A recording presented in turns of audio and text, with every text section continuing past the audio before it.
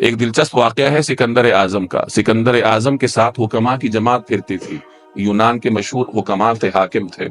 تو سکندر جیسا بھی تھا لیکن علم کی قدر جانتا تھا، تو اس کے ساتھ ایک معروف حکیم تھا۔ تو ایک مرتبہ وہ دھوپ میں بیٹھا ہوا تھا، سخت سردیوں میں وہ حکیم دھوپ میں بیٹھا تھا، دھوپ سینک رہا۔ تو سکندر اعظم اس کے پاس آیا اور اس کے سامنے کھڑا ہو گیا مؤدب، اور اس کو کہنے لگا کہ آپ کو اگر کسی چیز کی ضرورت ہو تو میں حاضر ہوں۔ اب وہ حکیم اپنے حال میں مست تھا، دھوپ میں بیٹھا ہوا تھا۔ تو اس نے کہا کہ مجھے فوری طور پر تم سے ایک چیز درکار ہے کہ میرے سامنے سے ہٹ جاؤ، تمہارا سایہ میرے اوپر پڑ رہا ہے، مجھے اس وقت دھوپ کی ضرورت ہے، بڑا آیا تو میری حاجات پورا کرنے والا، یہاں سے چلا جا اور یہ دھوپ میرے اوپر پڑنے دے۔ تو بہرحال یہ تو علم کی قدر و قیمت کا ایک واقعہ ہے کہ پرانے بادشاہ جیسے بھی ہوتے تھے لیکن علم کی قدر و قیمت جانتے تھے۔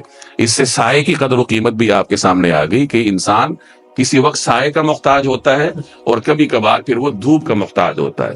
تو اہل مکہ کو یہ کہا جا رہا ہے کہ اگر تم سائے پر بھی غور کر لو اور اس کی حقیقت کو سوچنے کی کوشش کر لو تو تمہیں اسی سے ہی اللہ تبارک و تعالی تک رسائی مل جائے گی۔